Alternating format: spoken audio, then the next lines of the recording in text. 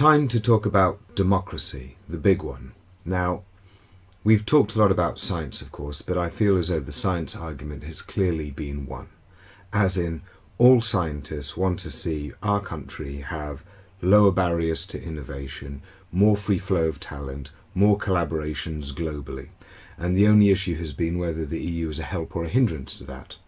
A handful think it's a hindrance, and the vast majority of the science community think that the EU is a help to that. They think the lowered barriers and the collaboration brings added value. So that one's done. Similarly with economics, all the economic authorities will say that we're not going to get money on leaving, we're going to have a hell of a headache, and it's going to hit us by various percentage points, and we're going forward without a plan.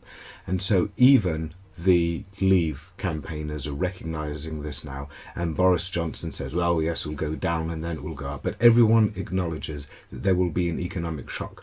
That one is done. So then why would we do this to ourselves? Why would we hurt our science and innovation and our economy and take this big step back in a fast-paced world? What's it all for? Democracy, we're told. And one of my frustrations is this, that for me, democracy is one of the core arguments for staying in, and yet it has been hijacked by the Leave campaign with particularly poor arguments, and I haven't seen from the Remain campaign the very obvious pushback that is needed on this front, because for me it is all about democracy. So let's have a look at sort of what I mean by that. What is democracy? Well, democracy is you as a citizen being able to have your say about the world around you. And democracy needs to happen on different levels of scale. You need it locally, you need it nationally, and increasingly you need it internationally, so that decisions we make in the common space internationally, I believe, need democratic mechanisms. And that means votes, and that means elected officials specifically for that. And that's what we have in the EU. When it comes to the decisions that we make on this continent, our governments all get votes within the council. And similarly, we get to vote in other representatives that deal with our regional issues on the international level. So they represent us at that level.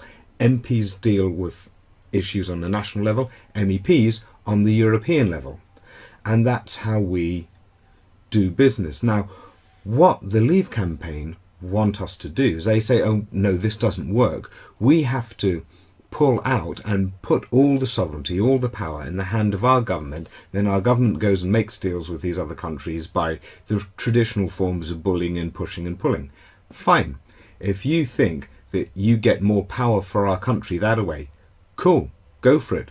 That is what you're advocating, but don't you dare say that that's more democratic when the rest of the countries have a system whereby everyone's voting based on population, where it's all evenly done, and you have a parliament to discuss things. To pull out of all of that and try and get what you want through bullying in the corridors or in one-off meetings, that is not a democratic framework for it. So, but people say, and they say this a lot, it's the unaccountable, unelected officials that make our laws, so it's not really a democracy anyway. Well, there's a lot of crap that is said about this, and you know someone's bullshitting you when they give you more than one excuse. When they say, oh, our MEPs get outvoted all the time, and then they say, MEPs have no power. They don't go together. They're contrary views. Now listen, so the situation is this. The Commission doesn't make our laws. They are appointed by our elected governments. They're vetted by our MEPs. And they are invited to initiate laws, usually by our governments. Now, our MEPs do not initiate laws, and that's a good thing because there are 751 of them. Can you imagine if they were all trying to initiate laws and you've got people like Nigel Farage? They'd spam out the system just for the fun of it, just for the obstructionist joy, which seems to be something that he gets off on.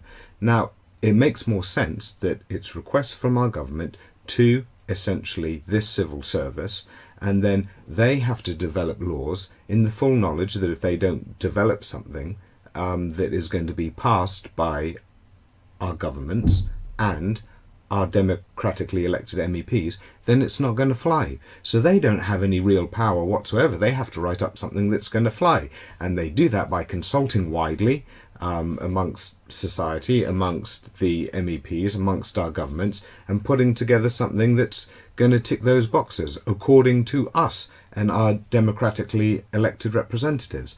And that's how it works. So to pull all of that and have our MEPs pulled out of the system and just replaced by lobbyists from our government doesn't sound like democracy at all to me. So let's think about then the notion that, yes, okay, we're pulling our democracy from the international space, but then we regain it on the national level because the EU comes in interfering with our democracy at the national level. Well, the EU has no power whatsoever over our drive to nationalise our NHS. That is a national level thing. Similarly, it has no control over the policies we make about immigration from non-EU countries. That is all down to our government and our Home Office to set those levels. And it doesn't have any influence over disability cuts and all these other aspects of our functioning that are declared in the original treaties as being national space. We have a clear declaration of what is national and what is international, and our government did a balance of competences review across a whole range of different sectors back in 2013, and it found the balance of competences between the national and international was pretty much good across all of those sectors. So we have that separation. And so on that national level, how much democratic power do you feel that you have when it comes to all of these issues about housing, about how our NHS is funded and so forth and so on? How democratically empowered do you feel? Let's take an example. In 2010, the Conservative government came in on a promise that they wouldn't be fiddling with the NHS. There'd be no top-down reorganisation. A couple of years later, we get the Health and Social Care Act that is rammed down through our health service against the advice of all of the experts, and there's seemingly nothing that we could do about it, and our only way to hold our government accountable is in the elections of 2015, by which stage we're not voting on that separately, we're just voting on the whole bundle of whether you prefer Ed Miliband or David Cameron.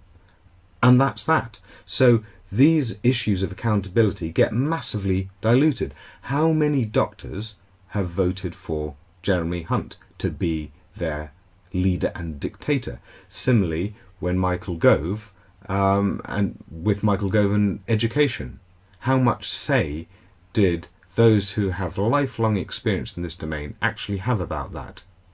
So the accountability is very low. Now let's take another example, which is air pollution.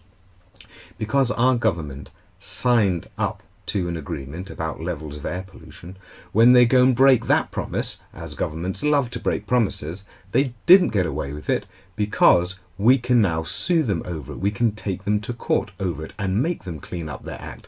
That's because on the international level, when our governments make agreements, this supremacy of EU law that we're all terrified about, it just means that something we've agreed to, we're going to be held to. There's a mechanism for accountability right there. What actually happens to our democracy should we pull out? Well, other than pulling out from the international space, like I told you, the first thing that would happen is that David Cameron would be out, and we would get in a new Prime Minister, a UPM, an unelected Prime Minister that will not be voted in by the people. And there will be a concentration of power to this unelected Prime Minister and to the government, and we will have no extra power ourselves, no democratic power ourselves over that. It's just a concentration of power in their hands, and we'll get the vote every 5 years on what party you like, but we've got no added channels on the side in order to affect the world around us. So it's a power grab. It's a concentration of power. And so when you hear the slogan, vote Leave, take control, that doesn't mean that if you vote Leave, you take control. You don't get any added power. It means that vote Leave, take control. So that's why, for me, on June 23rd, I will definitely be voting to remain. And high in my priorities, in my heart, is democracy, our ability to have a say over what affects our lives and hold people accountable on the local, national and international levels. I don't want to see that concentration of power in the Vote Leave gang and whatever unelected Prime Minister would go with it.